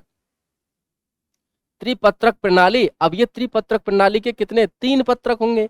तो तीनों पत्रकों का नाम है, और तीनों पत्रकों का नाम जिसमें जांच पत्रक भी होता है, जिसमें पंजी पत्रक भी होता है, जिसमें वर्गीकृत अनुक्रमणिका पत्रक भी होता है। लेकिन ये जो अनुवर्णिक पत्रक होता है ये नहीं होता है, इसलिए इसका राइट आंसर क्या रहेगा, ये रहेगा। अब ये जो प्रश्न है हालांकि हटके है थोड़ा सा, लेकिन डॉक्टर एस.आर. रंगनाथन से संबंधित है, तो मैंने इसको यहाँ पर आपको डिस्प्ले में शो करवा दिया है कि एक त्रिपत्रक प्रणाली चलती है डॉक्टर एस.आर. रंगनाथन की, उसमें 3 पत्रक होते हैं, तीनों पत्रकों का नाम क्या क्या है ये आपको थोड़ा सा बता दिया है। बाकी एग्जाम में हो सकता है एक बार को ये प्रश्न नहीं पूछा जाए, ठीक है। किस वर्ष पुस्तकालय विज्ञान के 5 सूत्रों का प्रतिपादन मद्रास में प्रतिपादन किया गया था। कहां पे, मद्रास में। आप लोगों ने 5 लॉज ऑफ लाइब्रेरी साइंस पढ़े होंगे, और 5 लॉज ऑफ लाइब्रेरी साइंसों का प्रतिपादन जो है ये 1928 में हुआ था। कब हुआ था, 1928 में हुआ था। और 1928 में होने के साथ साथ 1931 में इनका प्रकाशन कर दिया गया था। और इनका प्रकाशन करने के साथ साथ ये डॉक्टर रंगनाथन की सबसे पहली पुस्तक बनी थी। कौन सी, 5 लॉज ऑफ लाइब्रेरी साइंस, जो सबसे अच्छी और सबसे बेस्ट पुस्तक है। हालांकि डॉक्टर एस.आर. रंगनाथन की एक पुस्तक है प्रोलोगोमना टू लाइब्रेरी क्लासिफिकेशन, 1937 में दी थी, वो भी बहुत इंपॉर्टेंट है। लेकिन उसका इंपॉर्टेंट होने के साथ साथ ये जो क्लास है, इस क्लास में 1928 में इसका प्रतिपादन किया गया था। क्लियर है। चलिए अब एक सिद्धांत है गाय बछड़ा का सिद्धांत। ये जो गाय बछड़ा का सिद्धांत है ये कौन सा सिद्धांत है, क्या है ये। तो मैंने आपको अभी बताया कि प्रोलोगोमना टू लाइब्रेरी क्लासिफिकेशन का जो तीसरा एडिशन है, उस तीसरे एडिशन में पक्ष अनुक्रम के 4 सिद्धांत दिए गए। और ये आपने इससे पहले वाले प्रश्नों में खूब व्याख्यात्मक उसको पढ़ा था। अब 4 सिद्धांतों में गाय बछड़ा का सिद्धांत है ना, बॉल पिक्चर का सिद्धांत, एक्शन टू टूल का जो सिद्धांत है, ऐसे 4 सिद्धांत हम लोगों ने पढ़े थे, जिनको क्या कहा जाता है, जिनको फैसिड सीक्वेंस के सिद्धांत कहे जाते हैं, जो पक्ष अनुक्रम के सिद्धांत कहे जाते हैं। क्या कौन सा है, पक्ष अनुक्रम का सिद्धांत। गाय बछड़ा का सिद्धांत कौन सा है, पक्ष अनुक्रम का सिद्धांत। किस अवधि के दौरान डॉक्टर एस.आर. रंगनाथन जो थे मद्रास विश्वविद्यालय में प्रथम पुस्तकालय अध्यक्ष के रूप में कार्यरत थे। अब देखो मैं ये प्रश्न क्यों बता रहा हूं, क्योंकि डॉक्टर एस.आर. रंगनाथन को जो जीवन परिचय है उस जीवन परिचय से संबंधित ये प्रश्न बनता है, इसलिए मैंने आपको ये डिस्प्ले में दिया है। अब डॉक्टर एस.आर. रंगनाथन का ये जो प्रश्न है, ये प्रश्न जीवन परिचय से संबंधित है, इसलिए मैंने आपको यहाँ पर शो करवा दिया है। तो देखो, डॉक्टर रंगनाथन जो प्रथम पुस्तकालय अध्यक्ष थे किसके, मद्रास विश्वविद्यालय के, मद्रास विश्वविद्यालय के। तो इसमें यहाँ पर ध्यान रखिए कि 1925 से लेकर 1944 तक ये इसके प्रथम पुस्तकालय अध्यक्ष रहे थे। क्लियर है। चलिए अगला है द्विबिंदी वर्गीकरण में मूलभूत वर्ग अर्थशास्त्र। कौन सा, अर्थशास्त्र। ये जो अर्थशास्त्र है, ठीक है ना, ये जो बिजनेस, इसका अर्थशास्त्र का बिजनेस मतलब इकोनॉमिक्स का जो बिजनेस क्लास है, वो बिजनेस क्लास कौन से अनुक्रम के अनुसार उसको चुना जाता है, तो उस बिजनेस को चुना जाता है विकास अवतरता नियम के अनुसार इस बिजनेस क्लास को चुना जाता है। यहाँ पर इकोनॉमिक्स के अंदर क्या आता है, बिजनेस आता है, और बिजनेस को विकास अवतरता नियम के आधार पर इसको चुना गया है। ठीक है। यूडीसी की शुल्क आधारित ऑनलाइन सेवा को क्या कहा जाता है, तो देखो यूडीसी आप लोगों ने देखा होगा, universal decimal classification, Henri La Fontaine and Paul Otlet के द्वारा, है ना, आपको याद हो तो 1895 में हिस्ट्री, है ना, तो इन दोनों के द्वारा इस यूडीसी को डीडीसी का अपडेट करके बनाया था। और इसमें पूछा गया है कि जो यूडीसी है उसकी ऑनलाइन सेवा जो है उसका क्या नाम है। जैसे आप लोग देखते हैं कि डीडीसी है, डीडीसी में क्या वेब डेबी है, वेब 2.0 है डीडीसी का, ऐसे ही इसकी जो ऑनलाइन सेवा है उसको क्या कहा जाता है, तो उसको क्या कहा जाता है, यूडीसी ऑनलाइन उसको कहा जाता है। क्या कहा जाता है, यूडीसी ऑनलाइन। अब कई जो दोस्त हैं वो क्या करते हैं कि जैसे डीडीसी का ऑनलाइन है वेब डीडीसी, ऐसे इसको शायद राइट आंसर कर देंगे, लेकिन यहाँ पर इसका जो राइट आंसर होने वाला है वो यूडीसी ऑनलाइन है। ठीक है ना, क्या है, यूडीसी ऑनलाइन है। अगला प्रश्न है,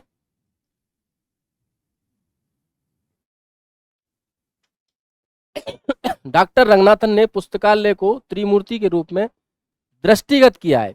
देखो डॉक्टर एस आर रंगनाथन की बात है, पुस्तकालय को त्रिमूर्ति की संज्ञा दी है, और त्रिमूर्ति की संख्या का मतलब है कि पाठक, पुस्तक और कर्मचारी,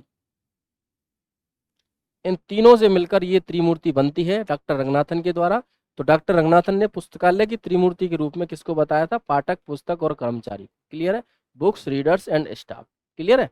चलिए अगला है, निम्नलिखित में से कौन सा मिथ्या कड़ी के नहीं दर्शाता है, कौन सा जो है मिथ्या कड़ी को नहीं दर्शाता है। अब देखो आप लोगों ने 4 लिंक्स पढ़े थे, false link, short link, unshort link, pseudonym link. ठीक है ना, तो उन लिंकों में ये जो है फॉल्स लिंक, आप लोग जब चेन इंडेक्स बनाते हो ना, अपन क्लास इंडेक्स एंट्री पढ़ते हैं, उस क्लास इंडेक्स एंट्री में हम चेन इंडेक्स बनाते हैं, और चेन इंडेक्स को दिया था डॉक्टर रंगनाथन ने। उसके कितने चरण थे, 6 चरण थे। जिस 6 चरणों में हम लोग पढ़ते हैं कि एक कैसे, मतलब उन 6 चरणों के बाद में जो हम क्लास नंबर उनका कैसे निकालते हैं, तो उन क्लास नंबरों से हम जो रियल नंबर है उसका कैसे निकालते हैं, तो उसके लिए चेन प्रोसेस दिया गया था। तो उस चेन प्रोसेस में कड़ी चलती है, जिसमें एक है मिथ्या कड़ी। और मिथ्या कड़ी जो है वो किसमें नहीं आती है, जैसे कहने का मतलब, आप लोगों ने देखो देखो एक बार, जैसे ये ओ लिटरेचर की जो मेन क्लास है, इसमें ओ, फिर इसके बाद कॉमा 111, फिर कॉमा, फिर 2, तो ऐसे करके जो इसमें अपन चेन इंडेक्स बनाते हैं, जो ओ कॉमा, ओ कॉमा 11, सॉरी ओ कॉमा 1, ओ कोमा 11, ऐसे करके चेन इंडेक्स चलती है।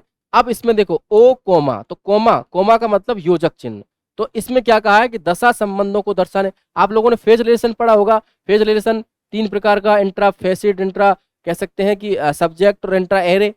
तो उनको हम क्या कर सकते हैं कि दशा संबंधों को दर्शाने वाला अंक, ये कौन सी इस कड़ी में आता है, मिथ्या कड़ी में आता है, तो ये कड़ी मिथ्या में आती है। फिर इसमें समय एकल को दर्शाने वाला अंक, कोई भी समय को दर्शाने वाला जो अंक है वो भी किस में आती है, मिथ्या कड़ी में आती है। कोई भी योजक चिन्ह जो होंगे, योजक चिन्ह जैसे कि अपना कोमा, प्रश्न, जैसे अपनी पीएमईएसटी के जो योजक चिन्ह है, अगर वो आते हैं तो वो भी इसमें मिथ्या कड़ी में ही गिने जाएंगे। लेकिन इसमें पूछा क्या है कि उसको नहीं दर्शाता है, तो नहीं कौन सा दर्शाता है कि अंक जिसका वर्गांक के एक पक्ष में एकल फोकस के भाग के रूप में अंत होता है, उसको कहा जाता है। यहाँ पर मिथ्या कड़ी में उसको नहीं दर्शाया जाता, उसको नहीं गिना जाता। मिथ्या कड़ी मतलब फाल्स लिंक होती है। फाल्स लिंक में दशा संबंध हुए, कोई भी अंक हुए, ए एन दी हुए, कुछ भी ऐसी जो चीजें जो कनेक्टिंग सिंबल हुए, इन सबको दशा संबंधों में जो फाल्स लिंक होती है उसमें नहीं दर्शाते। क्लियर है, तो इसलिए इसका राइट आंसर डी होगा। ओके, देखो Sears list of subject heading, Sears list of subject heading, Sears list of subject heading. ये जो सीएस लिस्ट ऑफ सब्जेक्ट हेडिंग है ये किसके द्वारा दी गई? तो आप लोगों को बहुत अच्छे से पता होगा कि 1923 की बात है। 1923 में CS list of subject heading को दिया गया था किसके द्वारा? मिनी अर्ल शेयर्स के द्वारा, मिनी अर्ल शेयर्स के द्वारा। अब मिनी अर्ल शेयर्स नाम की एक महिला है, इनके द्वारा इससे SLSH को दिया गया था, और ये तब दिया गया था किसके द्वारा? 1923 में। और ये HW विल्सन कंपनी के द्वारा, किसके द्वारा? HW विल्सन कंपनी के द्वारा दिया गया था। और इसको क्यों दिया गया था? क्योंकि देखो छोटे और मध्यम आकार के जो पुस्तकालय हैं उनकी हेडिंग बनाने के लिए मध्यम। अब बड़ों के लिए फिर कौन है? बड़ों के लिए library of Congress subject heading है, वो दी गई थी, वो पहले ही दी गई थी। लेकिन छोटों के लिए दी गई थी, छोटे और मध्यम वालों के लिए ये सीएस लिस्ट ऑफ सब्जेक्ट हेडिंग दी गई थी 1923 में, और मिनी अर्ल शेयर्स के द्वारा दी गई थी, HW विल्सन कंपनी के द्वारा प्रकाशित की गई थी। और इसका जो है कह सकते हैं कि 22वां इसका एडिशन है, 2018 में आया था, जो इसका लेटेस्ट एडिशन है ना। और इसको 5 भागों में बांट के हम पढ़ते हैं। कितने भागों में? 5 भागों में इसको बांट के हम पढ़ते हैं, जैसे यूनिटर्म है ना, border term, narrow term, related term, ऐसे करके। यूडीसी के मानक विभाजनों में शोध के लिए क्या अंकन है? किसके लिए? रिसर्च के लिए क्या अंकन को प्रयुक्त किया गया है? आप लोगों को मैंने बताया था कि स्टैंडर्ड सब डिवीजन से एक प्रश्न पूछा जाएगा, तो ऐसे ही स्टैंडर्ड सब डिवीजन से ये प्रश्न पूछा गया है। तो इसमें पूछा गया है किसके लिए? रिसर्च के लिए। और रिसर्च के लिए यहाँ पर 072 ये जो है ये यहाँ पर रिसर्च के लिए उपयोग किया जाता है, स्टैंडर्ड सब डिवीजन। ओके, चलिए अगला है द्विबिंदी वर्गीकरण, जो उसका 6वां एडिशन है। अब देखो एक मेन क्लास से भी आपसे प्रश्न पूछा जा सकता है। सीसी की जो मेन क्लासेज हैं, चाहे वो डीडीसी की भी होंगी, हालांकि डीडीसी से भी चांस पूरे ही बनते हैं, लेकिन डीडीसी से एक बार बोलते हैं कि चलो कम बना लेते हैं, लेकिन सीसी की जो मेन क्लास है वो आपको पूरी की पूरी मेन क्लास, एक मेन क्लास याद होनी चाहिए। अब इसमें पूछ लिया, कैसे पूछ लिया कि सीसी की जो मेन क्लास जे है ये किसके लिए होती है? तो ये एग्रीकल्चर के लिए होती है, याद रखना, जे एग्रीकल्चर के लिए होती है ये मेन क्लास, ठीक है। जैसे ये डी इंजीनियरिंग के लिए होती है, इंजीनियरिंग है ये, है ना। ये प्राणी शास्त्र है, आई बॉटनी के जूलॉजी याद हो तो, ये पुस्तकालय विज्ञान के लिए 2 है। ऐसे करके ये जो मेन क्लास है आपके लिए पूछी जाती है। क्लियर है। अगला है डेवी डेसिमल क्लासिफिकेशन की तालिका 1, जिसका मानक उपविभाजन 05। देखो फिर आ गया स्टैंडर्ड सब डिवीजन का। ये तो नेट की कहानी है कि भाई सब डिवीजन पूछे जा रहे हैं, तो आपकी एग्जाम में तो सिलेबस में बिल्कुल दे रखा है वो तो आपके लिए 100% पूछा जाएगा। फिर कह रहा हूं याद कर लेना, रट लेना। क्लियर है। तो ये जो है अंकन 5, ये 5 किसके लिए दिया गया है? तो ये दिया गया है किसके लिए? ये दिया गया है सीरियल पब्लिकेशन के लिए, ठीक है ना। हम लोगों ने देखो ये भी पढ़ा था, फिलॉसफी एंड थ्योरी 03, ये क्या था 01, ये क्या था 07। तो ऐसे करके हमारे जो है स्टैंडर्ड सब डिवीजन है वो हम लोगों ने देखे थे। तो ये स्टैंडर्ड सब डिवीजन आपसे एग्जाम में पूछा जाएगा। क्लियर है। पुस्तकालय प्रसूची के कौन से रूप में लेखक, शीर्षक और विषय प्रविष्टियों को एक अनुवांशिक क्रम में संयोजित किया जाता है? ठीक है ना। तो उसमें क्या पूछा गया है? इसमें पूछा गया है कि इसमें लेखक भी हो, शीर्षक भी हो और विषय भी हो, उसको अनुक्रम क्रम, ठीक है ना, कह सकते हैं कि अपन कौन सा अल्फाबेटिकल ऑर्डर में, कौन से में? अल्फाबेटिकल ऑर्डर में। तो डिक्शनरी जो होती है वो हमेशा अल्फाबेटिकल ऑर्डर में होती है, इसलिए सारी चीजें इसमें आ जाती हैं। याद रखना, अगर इसमें शीर्षक की बात होती तो शीर्षक होता, अगर नाम की बात होती तो नाम होता, और यहाँ पर ये जो क्लासिफाइड होती तो क्लासिफाइड होता। लेकिन यहाँ पर सब चीजों की बात की गई है, तो डिक्शनरी कैटलॉग में आती हैं सारी चीजें और उनको अल्फाबेटिकल अरेंज किया जाता है। क्लियर है। चलिए, भारतीय राष्ट्रीय डिजिटल पुस्तकालय, जिसको national digital library of India के नाम से जाना जाता है, उसकी शुभारंभ कब हुआ था? तो याद रखना उसका शुभारंभ हुआ था जून 2018 में। कब हुआ था? जून 2018 में, जिसको नेशनल डिजिटल लाइब्रेरी डे 19 जून आपको याद हो तो। दिल्ली पब्लिक लाइब्रेरी की स्थापना कब हुई थी? तो दिल्ली पब्लिक लाइब्रेरी की स्थापना 1951 में हुई थी। और एक प्रश्न आया था कि उसकी सर्विसेज कब स्टार्ट हुई थी? तो 1953 में उसकी सर्विसेज स्टार्ट हुई थी। संस्कृति मंत्रालय के अंडर में आता है, अक्टूबर में इसकी स्थापना हुई थी। अब आता है जियो पॉलिटिक्स, विषय निर्माण की विधि का जो है कौन से उसमें होता है? जियो पॉलिटिक्स। याद रखना, मैंने आपको बताया था कि जो भी विषय निर्माण की विधियां हैं, उन विषय निर्माण की विधियों में से भी जो एग्जाम्पल हैं, उन एग्जाम्पलों से प्रश्न आपका डायरेक्ट पूछा जाएगा। तो ये जो है एग्जाम्पल, ये किसका है? बिलियन का है। ये एग्जाम्पल किसका है? बिलियन का है, जिसमें जियो और पॉलिटिक्स 2 चीजें जुड़ रही हैं, तो इसलिए ये जो है बिलियन से संबंध रखता है। और विषय निर्माण की विधियां मैंने आपको बताई थी कि 1950 में डॉक्टर रंगनाथन के द्वारा सबसे पहले 4 विधियों को दिया गया था। उसके बाद में 2 विधि 1960 में दी गई थी, जिसमें आसवन और बिलियन थे, और उसके बाद में जो नील मेगन महोदय थे उन्होंने फिर इन विधियों का विस्तार किया और टोटल 12 विधियां जो हैं हम आज पढ़ते हैं। और 12 की 12 विधियों को हमने डिटेल से अपने ऑनलाइन कोर्स में पढ़ा था। तो साथियों, ये जो है 3 पेपरों का सॉल्यूशन जो आपके लाइब्रेरियन ग्रेड 3 से संबंध रखते हैं, उनको मैंने आप लोगों के लिए बताया है। और ये तीनों की तीनों जो हैं, ये तीनों की तीनों आप लोगों के लिए मैंने बहुत अच्छे से करवा दिए हैं। ऐसे ही हमारा जो कॉलेज लाइब्रेरियन का जो पेपर होगा, उस कॉलेज लाइब्रेरियन के पेपर को भी आपके लिए करवाया जाएगा। अब ऐसा नहीं है कि कॉलेज लाइब्रेरियन का पेपर पूरा ही करवाया जाएगा, जो आपके सिलेबस में चीजें दे रखी हैं उनसे रिलेटेड जो प्रश्न आए थे उनको सॉल्व करवाया जाएगा। अगला जो हमारा क्लास रहेगी वो इस चीज की ही रहेगी। और इसके बाद में हमारी जो क्लासेज रहेंगी उसमें मैराथन क्लासेज हम स्टार्ट कर रहे हैं, जिसमें हमारी पुस्तक लाइब्रेरियन ग्रेड 3 की जो पुस्तक है उसका पूरा सॉल्यूशन आपके लिए दिया जाएगा। ठीक है, मैराथन क्लासेज में जो भी हमारी मैराथन क्लासेज चलेंगी, उन मैराथन क्लासेजों में हमारा जो लाइब्रेरियन ग्रेड 3 की जो किताब है, अभी कल वो प्रिंट होके आएगी। पहले हमारी जो किताब थी वो खत्म हो चुकी है, क्योंकि बहुत ज्यादा डिमांड है उस किताब की, तो वो किताब खत्म हो चुकी है। तो इसलिए वो किताब शायद कल प्रिंट होके आ जाएगी और उसके बाद में फिर से वो मार्केट में आपको उपलब्ध मिल जाएगी। आप चाहो तो ऑनलाइन, आपको पता होगा एक नंबर है हमारा, एक नंबर है हमारी जो ऑनलाइन है किताब 8742032122। ये जो है, इस नंबर पर आप व्हाट्सएप पर सिर्फ मैसेज करते हैं, एड्रेस मैसेज करते हैं, और आपके एड्रेस मैसेज करने पर ही वो किताब आपके लिए पहुंचा दी जाएगी। अभी वर्तमान में आज तक वो किताब मार्केट में उपलब्ध नहीं है, क्योंकि उस किताब का वो किताब सॉर्ट आउट हो चुकी है। और उसकी जो मैं कह रहा हूं कि छोटी मोटी कोई टाइपिंग मिस्टेक थी, उसका जो एक कह सकते हैं करेक्शन पेज जो है वो आपके टेलीग्राम चैनल, जिसका नाम है लिस्पीडिया, है ना, आप सर्च कर सकते हैं, इस नाम से टेलीग्राम चैनल है। इस टेलीग्राम चैनल को हम सर्च कर सकते हैं, और सर्च करने के साथ उसमें उस करेक्शन पेज को भी डाला गया है। तो आप लोग बहुत अच्छे से देखना कि वो किताब जो है ओल्ड पेपर पर आधारित है, और अगर आप उस किताब से अब भी वंचित रह गए हो तो वो किताब जरूर खरीद लेना, मेरे कहने से खरीद लेना, है ना, कैसे भी करके उस किताब को खरीद लेना, क्योंकि आप लोग बाद में इस चीज का पछतावा ना रहे दिमाग में कि यार हम उस किताब को खरीद लेते तो आज हम जो है सिलेक्शन में 1 या 2 नंबर से नहीं रहते।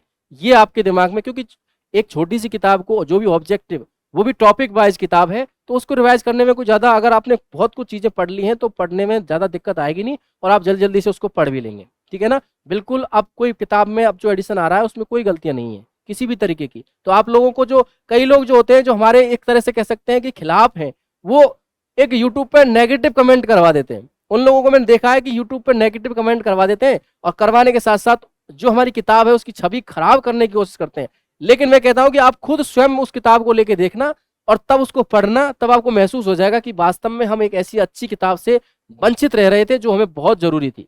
ठीक है साथियों, तो आज की जो क्लास है हमारी इन तीनों पेपरों को लेके थी। लाइब्रेरियन ग्रेड 3 की ये क्लास थी।